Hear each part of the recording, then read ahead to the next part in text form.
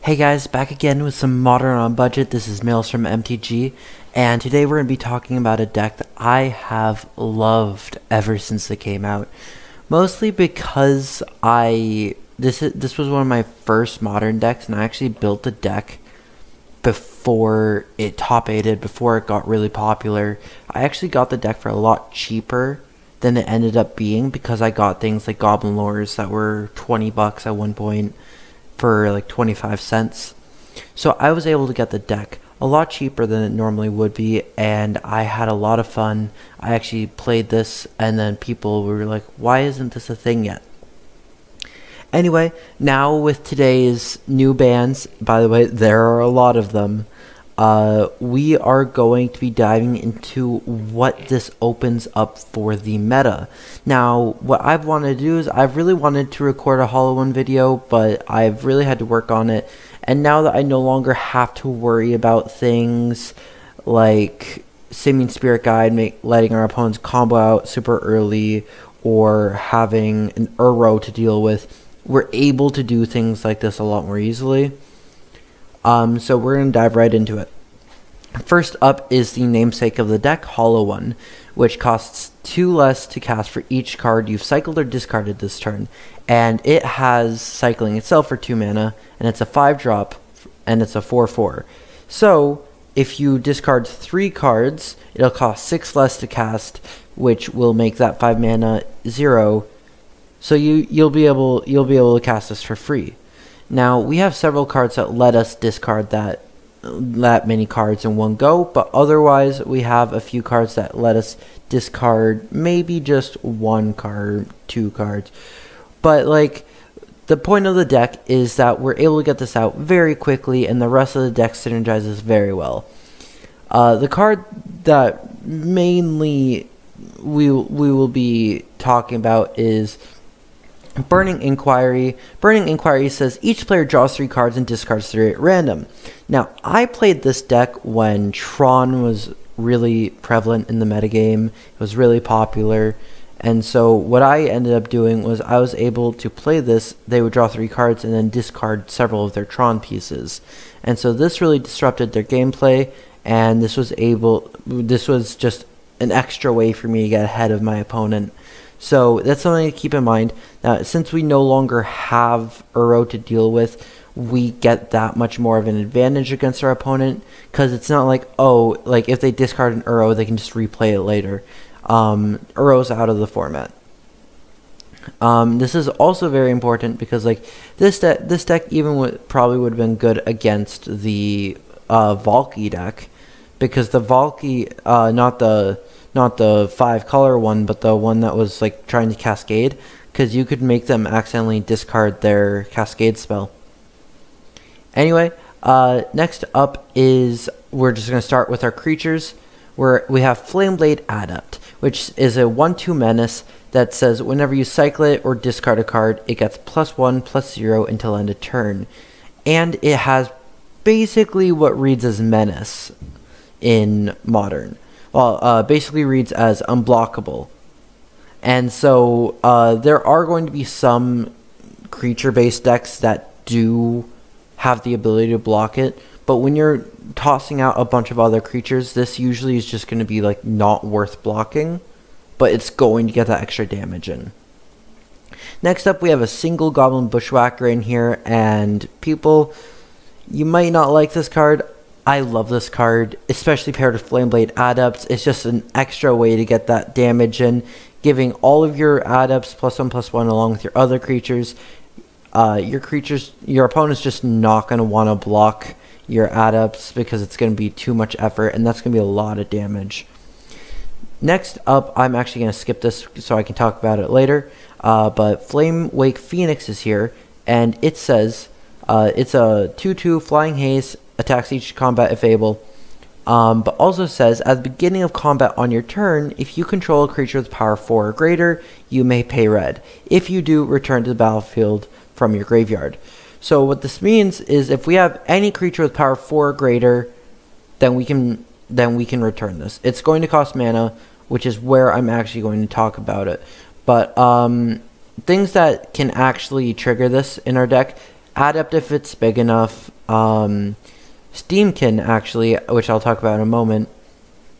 Hollow One itself, and Ox of Agonist. Now, this is just a way to get even more damage in. But something I really want to talk about is Runaway Steamkin. This has a lot of different uses in this deck. One, it's going to be a way for us to get extra value out of casting any of our 1-drops. It's just going to get a lot of power really quickly. It's probably going to eat the removal, which is not a horrible place for this to go. Now, I don't want to toss it in here being like, yep, this is the one eating the removal. But if this is the one eating the removal, because then why are you running it? But if this is eating the removal, then things like Flameblade Adept live, things like Hollow One, Phoenix, possibly even Ox live. They're going to see Steamkin and they're going to be like, you're trying to combo out some way. Which in a way we are with Underworld Breach. We'll get there in a moment. But also, if you have max counters on Runaway Steamkin, what you can actually do is you have that 4/4 at the beginning of combat. So at the beginning of combat, you have a 4/4, triggers Ferocious on Phoenix. You minus all of your counters if you don't have mana elsewhere, and it'll still be a viable target because you've already met the requirement of having 4. So then you're going to pay the 3 mana off of Runaway Steamkin to get up to 3 more Phoenixes out of your graveyard onto the battlefield. And it's a huge way to just blow out your opponent. You're turning your 4/4 into a 1/1, sure, but you're also getting 6 power on the board. And then that's among 3 different creatures. And so this is a very good way to just get a lot of power really quickly. Hollow One is a thing that combos with several things in the deck, and it's a very good card. Next up is Ox of Agonist, which enters the battlefield, discard your hand, then draw 3 cards, and then you can escape it to pay 2 mana, exile 8 other cards from your graveyard, just to recast it, and then it escapes with a 1 counter, so it'll be a 5/3. So what this is going to do is it's going to allow yourself to feel better about like discarding your hand at random, because you might get this. And we're running 18 lands, so you're probably, like, you might be able to cast it with Steamkin, which is a viable thing, but you're probably not going to be casting it except for its escape cost. If you do, bravo. But this allows us to discard hand, just possibly even helping with Hollow One even more, and then drawing 3 more cards. Usually we're going to use this as a way to refresh, though. Next up is Street Wraith. The only reason it's in here is so that we can pay 2 life to discard it and draw a card. And that sounds a lot worse than it really is. It's amazing. It's very powerful. Actually, Death Shadow used to run this until it started playing Luris. So Street Wraith is a very powerful card. Next up are our spells. We have Burning Inquiry. Each player draws 3, discards 3. Helps with our game plan, hurts our opponent's game plan. Lava Dart as a 2-of. It's something we can cast from our graveyard, but it's also spot removal. Lightning Bolt as the better Lava Dart, except it can't be cast from our graveyard. Goblin Lore as a 2-mana version of Burning Inquiry, that rather than just downing us a card, it actually keeps us at the same amount of cards, because if we have 7 cards in our hand, let's say 6 cards because it'll be turn 2. 6 cards in our hand and we play Burning Inquiry, we go down to 5 cards. If we have Goblin Lore and we cast it on turn 2, then we actually stay at 6 cards. It's something just to keep in mind that it does not actually force you to go down that card. It's very nice. You're going to draw 4 and then discard 3 at random. It's basically Burning Inquiry, but a 2-drop. Burning Inquiry's in here for repetition, and since it's a 1-drop, it does allow us to get that fast, easy Hollow One on turn 1. Next up is our only enchantment in the deck, and it's pretty spicy. Each non-land card in your graveyard has Escape. The escape cost is equal to its mana cost, plus exile 3 other cards from your graveyard. So when we're discarding all of our cards, when our creatures are dying, we're going to be able to say, hey, you know what? We're actually going to escape these now. And what can actually happen with this card is this card's a really nice new addition, because the deck really fell out before Theros was printed. So honestly, if you're playing a non-budget version of the deck, you could even probably play Kroxa in the list. My version runs Underworld Breach because you can have those hollow ones discarded, and then you can actually play them for 0 mana from your graveyard if you have things discarded.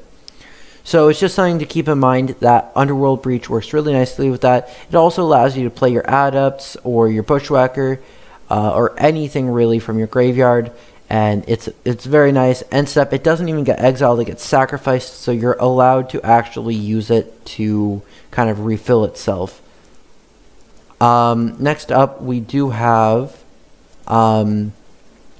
our lands, Forgotten Cave, as a way to just cycle through our deck. It's also a discard. So if I discard this for 1 mana, it discounts Hollow 1 by 2. It'll trigger Flameblade Adept, and it'll do other things.